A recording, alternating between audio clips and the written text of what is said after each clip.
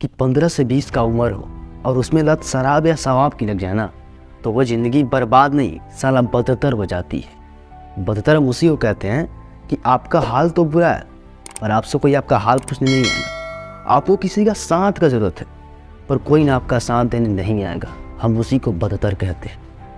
Hello friends, मैं हिमांशु सिंह और आप सबके लिए एक ऐसी स्टोरी लेकर आया जिसे सुनने के बाद आप ये सोचने लगेंगे कि साला एक शराब इंसान से क्या क्या करवा सकता है। तो आइए बिना समय गंवाए इस वीडियो को शुरू करते हैं। एक लड़का था जो कि दिन रात शराब के नशे में धुत रहता था, गैर कानूनी कामें करता था, रोज़ रात को शराब पीकर घर जाता। अगर घर पे उसे कोई कुछ बोल भी दे तो अपने घर वाले पे ही फायर हो जाता, उनसे ही जुबान लड़ाने लगता था। वो घर पे लड़का किसी का नहीं सुनता था, सही गलत का फैसला भी ना खुद से ही लेता था, बस खुद को ही अपना गार्जियन समझता था, वो ऐसा ही करता था। तो रोज़ की तरह लड़का शराब पीकर घर गया। बहुत तेज़ बारिश हो रही थी। जब घर गया तो उसके पिता ने उससे कुछ ऊंची आवाज़ में बातें कर ली कि तू अब तक कहाँ था, इतने समय से कहाँ था, तू सुधरेगा या नहीं सुधरेगा, हमें बता। तो लड़का को शायद इस बात अच्छा नहीं लगा तो उसने पिस्तौल निकाला और अपने बाप को गोली मार दिया। उसके पिता की वहीं पर डेथ हो गई। लेकिन गोली की आवाज़ सुन के उसके भाई और बहन दोनों दौड़ के आए। उन्होंने उसको पकड़ने की कोशिश की पर लड़के ने उन दोनों को भी गोली मार दिया और उन दोनों को भी मौत हो गई। इतनी गोलियों की आवाज़ सुनकर उसकी माँ आई। उसकी माँ तो उस दृश्य को देखकर बहुत कसकर चीखी। लड़का तो नशा में भूत था, उसको क्या पता चला था कि कौन अपना कौन पराया है। हाँ, उसने अपने माँ को भी गोली मार दी। अब 4-4 फायरिंग हो गई थी। अब 4-4 फायरिंग की आवाज़ सुनकर कौन नहीं आएगा। उसके घर के जितने भी अगल बगल में लोग थे, पड़ोसी थे, सब जमे हो गए। सब ने मिलकर पुलिस को कॉल लगाया। पुलिस आई, लड़के को मारते पीटते घसीटते जेल ले गई। जब लड़के को सुबह नशा उतरा, वो जो दारू का नशा था, जब फटा तो खुद को एक कैटेगरी में पाया और उसके चारों तरफ पुलिस थी। लड़का ये देखकर चौंक गया तो उसने एक जेलर साहब को बुलाया और उससे पूछा कि सर मेरी जुर्म क्या है, मैं यहाँ क्या कर रहा हूँ, आप बता सकते हैं? तो जेलर साहब बोले कि हाँ, कल शराब के नशे में तुमने अपने माता पिता भाई बहन सबको गोली से मारकर हत्या कर दी। उसी का जो सज़ा है तुम्हें मिलने वाला है और तुम्हें फांसी होने वाली है।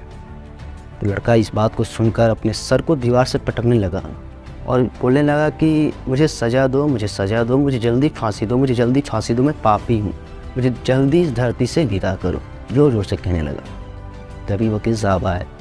इंस्पेक्टर साहब से बोले कि आप इस लड़के को छोड़ दीजिए, इसका जमानत हो गया। लड़का जेल से निकला और वकील साहब से पूछा कि वो कौन है जो मेरा जमानत कराया है, आप बता सकते हैं? वकील साहब बोले कि हाँ, वो तेरी माँ है जो कि इस समय हॉस्पिटल में अंतिम सांसें ले रही। लड़का इतना सुनते ही हॉस्पिटल दौड़ के गया और अपने माँ से मिला और उनसे बोला कि अरे माँ, तूने मेरी जमानत क्यों करो? अच्छा होता है कि मुझे फांसी मिल जाता, कम से कम मैं पापों का प्रायश्चित तो कर पाता ना माँ। तो उसका माँ, जो उनकी माँ थी, तो माँ बोली कि बेटा, पापों के प्रायश्चित करने के लिए प्राण देने की कोई ज़रूरत नहीं है, प्राण की कोई आवश्यकता नहीं है। अगर तू सच में प्रायश्चित करना चाहता है तो मुझसे वादा कर कि आज के बाद तू शराब को छुएगा नहीं। तो लड़के ने अपनी माँ को अपने हाथ में लिया और बोला, रे माँ सुन, जिसने मेरी दुनिया उजाड़ दी, जिसने मुझसे अपने छीन लिए, जिसने मुझे अनाथ बना दिया, तो उसको छूने की बात कर रही है, मैं उसके तरफ देखूंगा तक नहीं, मैं तुझसे वादा करता हूँ। और इतना सुनते ही माँ की प्राण निकल गई, माँ की मृत्यु हो गई। लड़का जोर जोर से रोने लगा। लेकिन कहते हैं ना कि पछताने से क्या फ़ायदा जब चिड़िया चुग गई खेत। और यही हाल उस लड़की के साथ हुआ। इस वीडियो से मैं आपको यही सिखाना चाहता हूँ कि अगर आपके पास में कोई ऐसी बुरी आदतें और बुरी लतें हैं तो उन्हें त्याग दीजिए, क्योंकि ऐसी चीज़ें हमेशा इंसान की बर्बादी ही मांगती है। वो इंसान की बर्बादी की प्यासी ही होती है और इंसान को पूरी तरह से बर्बाद और तबाह कर देती है। तो अगर आपके पास भी कोई ऐसी बुरी आदतें हैं तो उन्हें त्याग दीजिए। मैं यकीन करता हूँ कि वीडियो आपको अच्छा लगा होगा, और अच्छा लगा होगा तो हमारे वीडियो को लाइक, एक प्यारा सा कमेंट और चैनल को सब्सक्राइब कर दीजिएगा, ताकि हम आपके लिए ऐसी वीडियो और लाते रहें। तो मिलते हैं हम आपसे अगले वीडियो में, तब तक के लिए बाय बाय।